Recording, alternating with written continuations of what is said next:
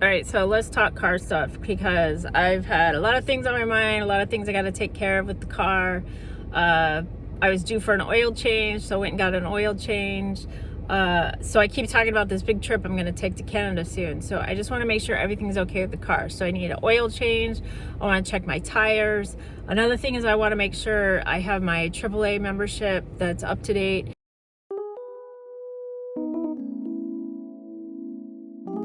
Now, obviously, AAA, I'm assuming, doesn't work if you're in Canada, but I just thought while I'm driving from, Washington to Canada, because Washington borders with Canada, it's real easy to just drive on over and spend the day in Canada, go shopping, do whatever you need to do there. But so I've got this big plan, and so I also talked about how I'm going to kind of redo the back end of my car, do a video showing you how I built it out. So I went to Home Depot to go look for wood to do a wood platform. The last platform I used in my car I no longer have, I got rid of. So I want to do a whole new platform to put the bed on. And so all of this is prepared for the road trip. So I had all this stuff in mind, just making sure everything's good with any documentation I need across the border, get my passport, like all that stuff. I have so much on my mind. And so that's why I started with just doing an oil change. Now, this is where I want to talk, like I said, car stuff in general. When I said check the tires.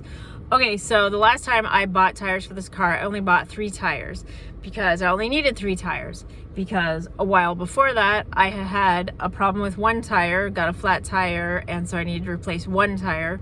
So then when it came time to replace the rest of the tires, I only need 3. So like the wear and tear on my tires is not considered like equal because I bought the tires at different points in time. And so I just want to have all my tires kind of make sure they're all in good shape before I go on a big road trip, and see what I need to do there.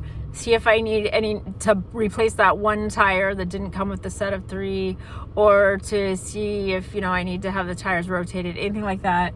Went to get the oil change. Okay, so this was an oil change I got through Jiffy Lube. Now, I've been going to Jiffy Lube for many years with many different cars that I've had in the past.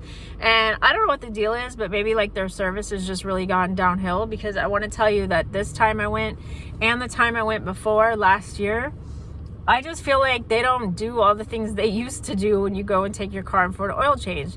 And what I mean by that is you go in for an oil change, but they used to do other things as well. Like they used to check the air in your tires. They used to wash your windshield. They'd offer to vacuum your back seat. Like they would do all this stuff. They would fill all the rest of the fluids in your car.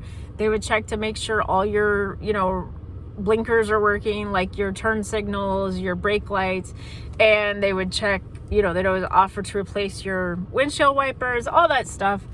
And it seems like they just don't do any of that anymore. You come in for the oil change and then wham bam, it was $150 to do an oil change on this car, and that's it. They just change the oil and that's it.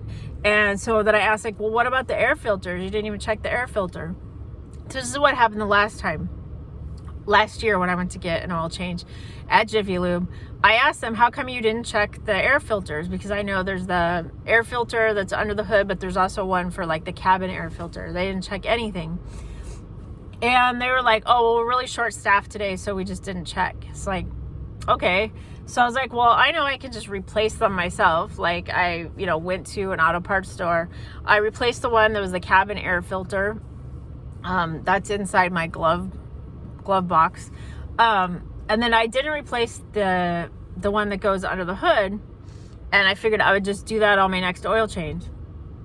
So my next oil change was today, and I went in, and of course they didn't even mention anything about the air filter. They didn't so this, if they were going to mention it, I wasn't going to mention it. I wasn't going to be like, hey, you didn't check it, because that's what I did last time, and I really hate being a Karen and all that. So basically, they didn't even look at the air filter or anything. So then it was like after they were all done and they rang my credit card and I was paid and everything, he's like, oh, by the way, you might want to get a new air filter. It's like, yeah, I thought that was something you guys do here.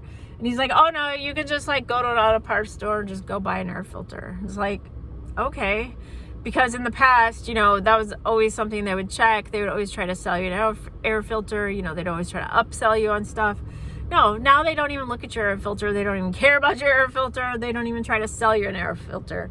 And I know that like my air filter, who knows, is probably over 2 years old, 3 years old, because they never changed it last year. And I don't remember the last time I even got the air filter replaced. So I was like, fine, I'll just go buy one. It was only $20 to buy one for this car. But it's kind of like, they just don't check anything anymore. They don't really even seem to care. So I don't know how I feel about going to Jiffy Lube. I don't know if I'll go back there, because I just feel like this is 2 times in a row that I had kind of like really bad service. So yeah. All right, so I think I'm gonna bring you along with me while I try to change this air filter. So went ahead, purchased this. I believe the store that we have here is called O'Reilly.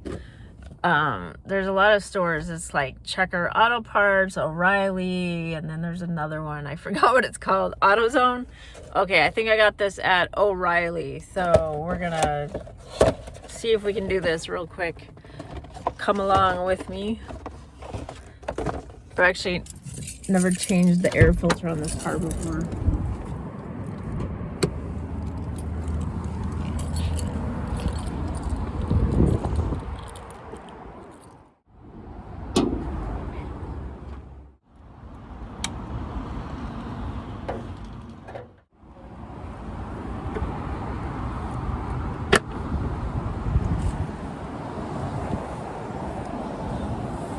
The reason I'm doing it here in this parking lot is so that I can have plenty of light, daylight, so I can see what I'm doing.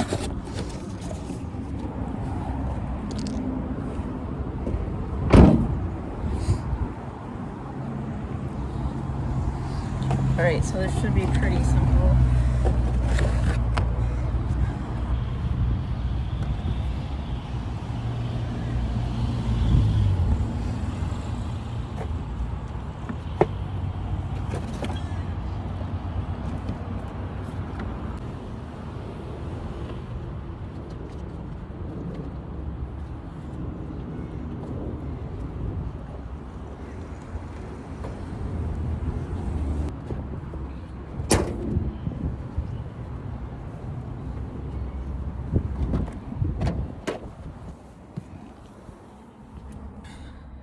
So speaking of bad service and why sometimes I worry about this car and the tires and all that is because, so I always have like the sensors on my car that will tell me like I have a flat tire, or, you know, it's supposed to like warn you about that.